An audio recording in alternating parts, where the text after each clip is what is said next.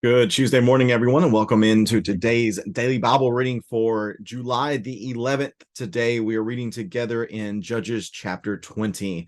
Only have two more chapters in Judges for us to read through. Today's text in chapter 20 and tomorrow's text in chapter 21. And unfortunately, we're not going to get a very pretty ending to the text of the Judges. And it's, I think, within this story, especially one of the details that we're given here in chapter 20, it reminds us that the way the degrading of the nation went, it wasn't some process where it goes chronologically with the writing of Judges. We're going to see here in verse number 28 that seemingly the events of chapter 20 take place chronologically much earlier in the history of Israel, during the time not long after Joshua. So it really all gets down to the fact that whenever people reject God, whenever they start doing whatever is right in their own eyes, as we've seen within the text here, that the book of the Judges as a whole, everything that takes place within the Judges, it's a result of that. It isn't as if, everything took place in the Judges and then this happened. No, this just shows the environment in which the story of the Judges is taking place and contextualizes for us the spiritual neglect that was present within Israel, and it just leads to disastrous consequences. So again, stinks that Judges ends this way, and really the book as a whole is just not very favorable. But again, just hold on. By the time we get to Friday, we'll be reading. Not Friday. Thursday and Friday. We will read the book of Ruth, which shows that even in the very darkness of the time period of the Judges, there was still faith. There was faith in the form of, surprisingly, a Moabitess, and then a man named Boaz as well. And we'll see the good that can happen whenever faith actually is involved. So let me get the text of Judges 20 up on the screen, and we'll read it together, and then have a few comments just to break down the text for us here. Judges chapter 20, verse number 1.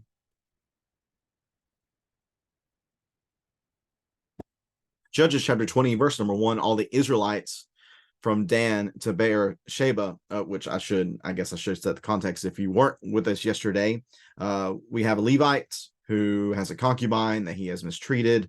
She runs off to her father's house. He goes to get her at her father's house, stays there for a few days, begins to make their way back to the hill country of Ephraim. They end up in Gibeah, which is the capital city of the Benjamin Knights, the tribe of Benjamin.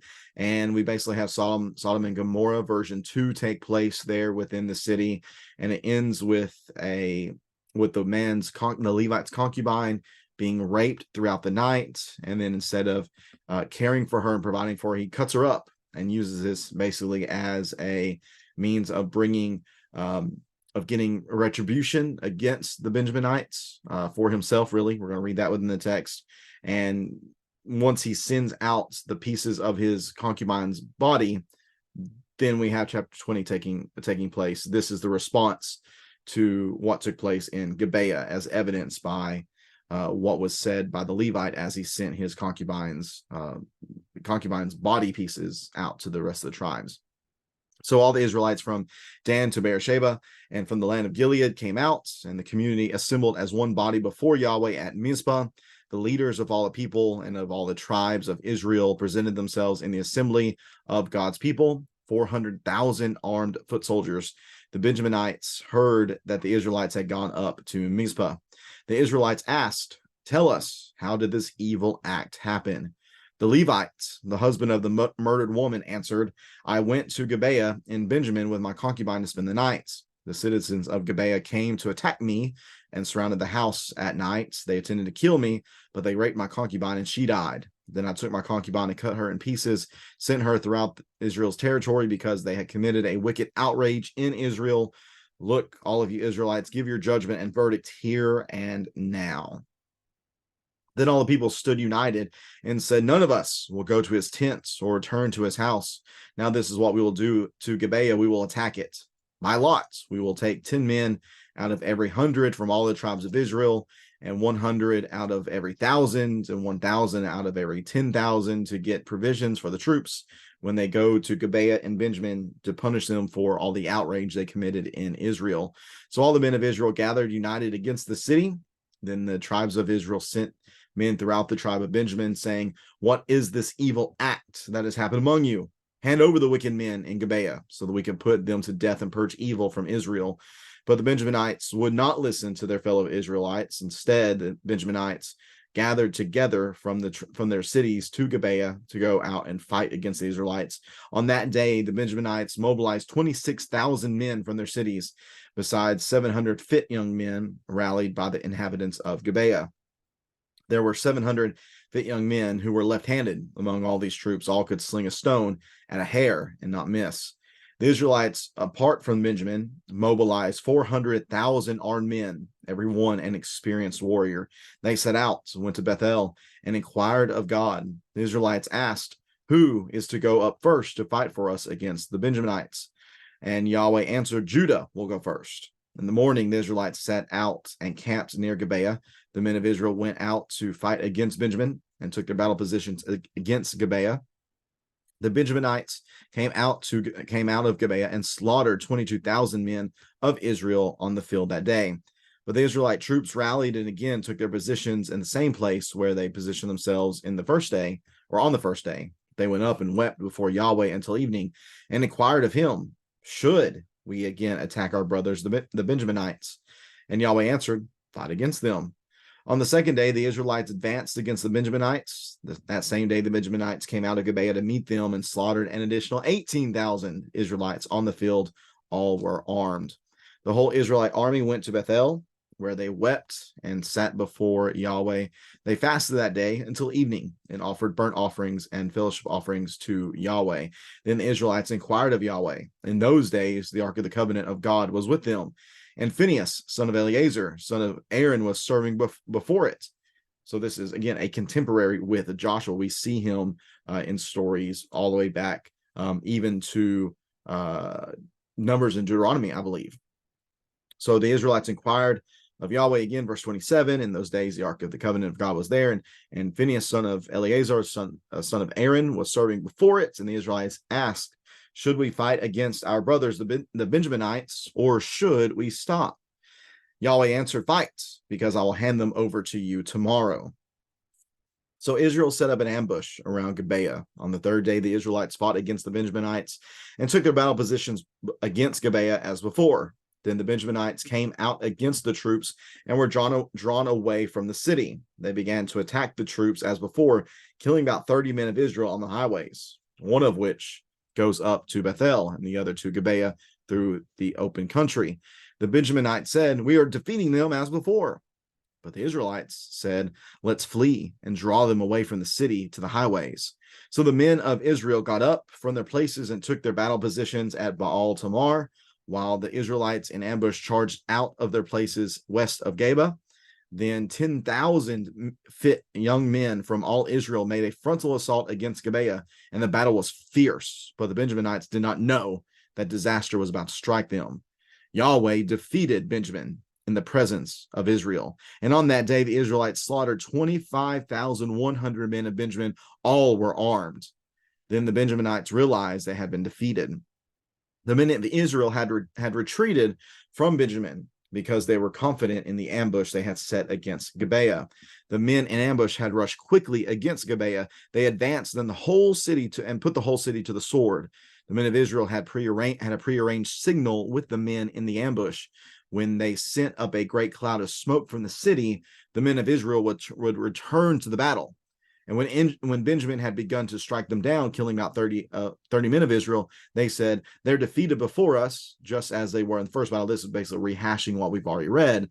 But when the column of smoke began to go up from the city, Benjamin looked behind them, and the whole city was going up in smoke. Then the men of Israel returned, and the men of Benjamin were frightened when they realized what disaster had struck them. They retreated before the men of Israel toward the wilderness. But the battle overtook them, and those who had come out of the cities slaughtered those between them.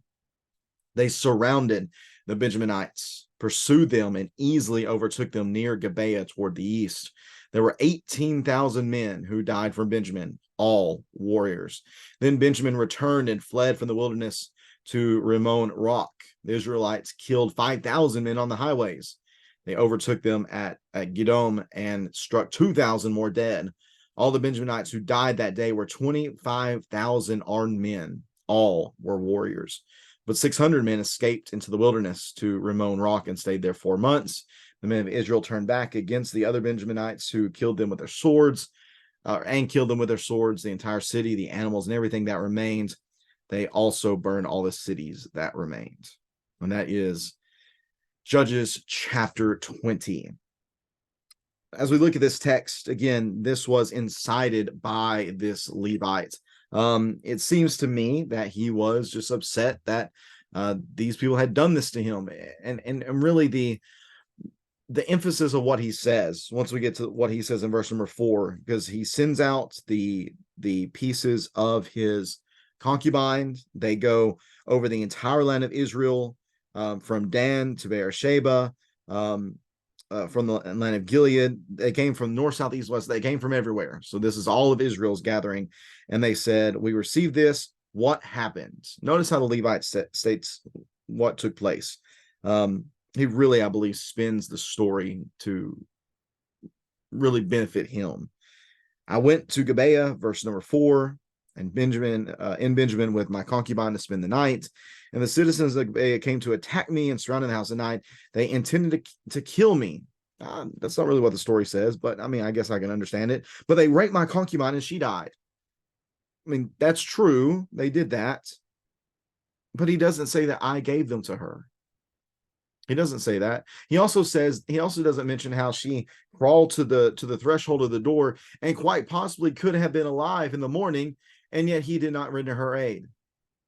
It's so selfish the way he says this. I went to Gibeah with my concubine. They attacked me. They intended to kill me, and they raped my concubine, and now took my concubine. And it's so inwardly focused, the way this man talks and the way he frames the story, in order, I believe, to elicit pity from the others upon him. So he talks about this wicked hour, which again, I mean, don't get me wrong. Everything that they did was awful. It was, again, Sodom and Gomorrah 2.0. They were evil. They were wrong for doing what they did. But this man is trying to set himself up as if he had no guilt in the matter, as if he was not participating at all. He was guilty as well for the way that he behaved. But he's going to try to push it all on someone else. Again, rightly, they should be upset by this. They should be upset by the evil of Gibeah. But this man should also be held accountable for the way he acted too. But that's not the case. So instead, they all say, verse number 8, then all the people stood united and said, none of us will go to his tent or return to his house. We're going to go get him. Why not ask God? Why not inquire of God first before anything else? They don't do that at this point. Later on, they're going to, or I'll try to go in order, actually. Verse number 11. All the men of Israel gathered together, united against the city. So this is Israel against Israel. And really the way the story is setting up is this dismembered body of the concubine is going to lead to Israel dismembering itself. Unfortunately, within the story of the Judges, every time we see Israel gathering together as a whole, or we see all of Israel mentioned, something bad happens. Chapter 2 and verse number 4, all Israel hears about their failures in the conquest. Chapter 8 and verse 27, all of Israel gets involved in idolatry. Here within chapter 20 and within chapter 20 of Judges, all of Israel gets together again, except Benjamin, for obvious reasons. And they conspire to attack their own and dismember this part from their own body. They do give them the chance. They say, hey, we know this has happened. Give over those evil men. Benjamin's not with it, though. Benjamin doesn't listen because, again, the other Israelites are not good people either. There's not really a good person anywhere within the story. There's no one redeeming themselves at all, really. So it speaks about all the people that are gathered. Verse 16, there were 600 fit young men who were left-handed among all the troops. They could sling a stone and a hair not miss. The very next thing, 400,000 armed men are gathered together, and they set out in order to deal with this. So the way the narrator is giving us the scene, he's setting the scene. There's a real battle that's coming. There's some very experienced warriors. There's some skilled tacticians within this battle, and it's there's going to be a lot of bloodshed. The Israelites, they come to Bethel and they inquire of God. At this point, they inquire of God, but the question isn't really the best question. They say, assuming that this is what God wants, they say, who is going to go fight for us? Now, contrast that with chapter 1 and verses 1 and 2. Should we go, and who should go are the questions asked there. They don't ask that initially. It's just who should go. So Yahweh says Judah, just like in chapter 1, Judah is going to go first. They go and attack, and guess what? 22,000 Israelites are killed. Benjamin wins. They come back licking their wounds, and they ask, this time they ask, the question is, should we again fight our brothers, the Benjaminites? Yahweh answers again, go ahead, go fight against them. Another Benjaminite battle. 18,000 additional people are killed at this point. And then right now, the whole army of Israel went to Bethel, where they wept and sat before Yahweh. They fasted. So this is good. This is better behavior at this point. They fasted and that day until evening. They offered burnt offerings and fellowship offerings to Yahweh. And then the Israelites inquired of Yahweh in those days. The Ark of the Covenant of God was there, and Phinehas, son of Eleazar, which again, that timestamp right there, that Phinehas is involved in this, tells us this is not very long after Joshua. This is going to take place earlier in the timeline. We should not read Judges chronologically. Just because this is at the end of the Judges does not mean that this is as far away from the time of Joshua as it might seem to indicate if we're reading it in a chronological order. This is happening not long after Joshua. It just shows how quickly things can go poorly. But it is at this point that they finally ask permission. They finally ask the right questions. Should we again fight against our brothers, the Benjaminites, or should we stop? What should we do? We are laying this all before you, God. Speak to us, Phinehas. Let us know what we need to do. So now Yahweh answers, you can fight, because I will hand them over to you tomorrow. So the way they do this is they set up an ambush. Is very similar to Ai, what happened at Ai in Joshua chapter 8. With the pulling out of the troops, giving them false confidence and turning around and defeating them from behind. That's basically what we have here within the story. There's false confidence given to the Benjaminites because, hey, we're going to get them just like we did before, but now so we're going to pursue them. There's a fake retreat. They're going to sneak in behind them. Benjaminites have no idea that this is going to happen, and they end up getting caught and they end up getting defeated. So Gibeah completely undone, smoke's coming up. The whole city was put to the sword. If I've done my math right, if I follow this right, there was 26,000 people of Benjamin gathered to fight. How many die? 25,100. Not a great math person, but that would leave less than 1,000 people, maybe somewhere around 900 people. 900 Benjaminites are left at this point. That's not good. That means that one of the tribes of Israel is hanging on by a thread. And how sad it is for Israel to now be dismembering their own. Now, again, from some respects, we can understand it, because we go back to the law. Whenever there was sin involved and people didn't repent, they were to punish them. Now, most of the time I was talking about idolatry specifically, but this is a heinous crime that took place. And unfortunately, it just leads to Israel having to destroy itself. And we have somebody hanging on by a thread. And we're going to see in chapter 21 tomorrow that this causes further problems. It's really the unfortunate reality in the Judges that whenever somebody makes a big mistake, that mistake is often compounded by more mistakes, by more poor judgments. And we're going to see that here within the story of the Judges as we finish out in chapter 21 tomorrow. Because now, is Benjamin going to survive? Are they just done? Is Israel going to be down a tribe from now on? We'll talk about that tomorrow as we read together in Judges chapter 21. If you have any questions about this text here in chapter 20, please feel free to leave that in the comment section below. Again, I know it's not a good finish here out in Judges, but it is just the nature of the Judges, the nature of the story. It is a dumpster fire in every respect. But please, again, hang in there. Just one more read tomorrow, and then on Thursday we'll get to read through the book of Ruth on Thursday and Friday and read that beautiful story there to remind us again what faith can accomplish when people actually embrace it and live by it. Appreciate you tuning in today. Hope you have a great rest of your Tuesday, everyone. We'll be back at it again tomorrow, reading together from Judges chapter 21 to finish out our read through the Judges. Hope to see you then. Take care and God bless.